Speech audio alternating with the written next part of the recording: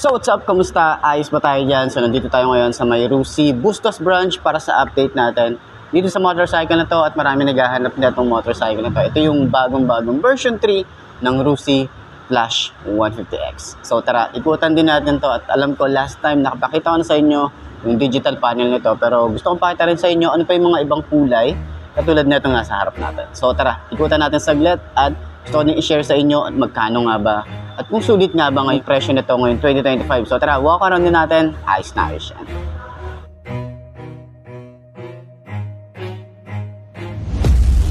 Watch out, cause I'm here now and I'm staying. Claws out, this the fight that I've been craving. I know there's something inside of me, but it's been masked by fear and anxiety. But no more, I'ma break out of the chains. Let's go! I'm waking up, this ain't enough. All of my dreams were starting to rust, but I believe that I can adjust. Positive thoughts, I'm starting to trust. Nothing's deserved unless you work. Something of worth requires an urge. I have been hurt by those at their worst, but that gave me will, some power, a surge. And they know that I won't surrender, so they fear me as a contender. When I fight, they always remember, yeah. I will be known, I won't let go. I will not stop, I will be great. I will be known, I won't let go. I will not stop, I will be great. 'Cause we came here to conquer, like we're monsters. We can last much longer.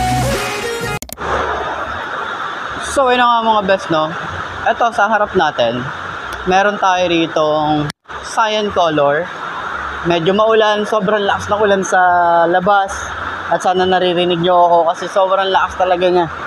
So ayan, meron tayo dito sa harap natin cyan color. Okay, marami itong kulay. I-share ko sa inyo sa mga susunod na video para at least maikutan natin yung branch dito sa may Rusi Bustos, dahil minsan lang ako mag-vlog dito. At ngayon nga dumating yung mga bagong motorcycle ng Flash 150X version 3. So ngayon meron tayong cyan color. Okay, kung mapapansin nyo, yung version 2 at yung version 3, wala silang pinagkaiba sa mga decals. Hindi sila nag-change ng decals pagdating sa pagpapalit ng panel. Okay, so nag-focus pa rin sila sa decals nila dahil maangas naman talaga, sporty looking yung kanyang design. Ayan, maganda yung ating kanyang dashboard, okay, or yung panel niya. Dito tayo nag-focus nung nakaraan, at talagang nakita natin kung gaano nga ba kaganda yung kanyang panel gauge pagdating sa pagiging digital. Okay, tatanong yung kung pwede nga bang palitan yung digital and analog. Hindi po siya pwede. May isasalpak nyo siya rito, pero yung socket, hindi ko lang sure kung may nabibili bang extension ng socket para ma-connect pa rin natin siya. So kung meron kayong alam dyan, comment nyo sa baba para at least yung mga iba ay mabigyan natin idea, or kung meron kayong Shopee link na ma-share dyan, pwede nyo i-share dyan sa comment section. Okay? So, nagustuhan ko din dito is yung kabuuan niya. Diba? Para sa akin talaga, kung ito lang talaga, or kung bibili ulit ako ng motorcycle, isa to sa pagpipilian ko. Dahil nga namimiss ko medyo na mag-clutch or mag-manual, diba? Katulad na itong motorcycle na to. So, yun yung ating first choice. Ito talaga, kung magkakaroon maliit akong motorcycle, ito. Pero, matagal pa yun. Okay? Enjoyin ko muna si RFI kasi 4 years na siya.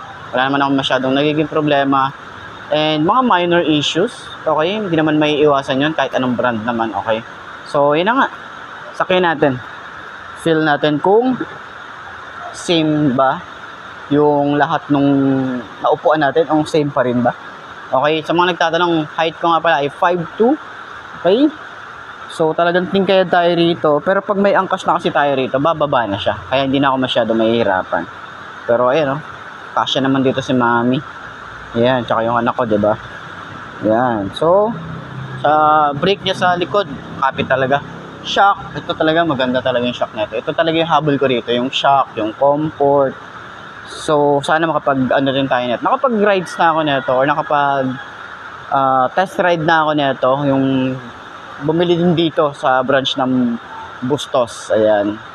Tsaka masyadong malakas. Parang feeling ko, kung ito yung motor ko maghahalimaw ako sa kamote din kasi ako yun. Aminado naman ako kamote pero safe.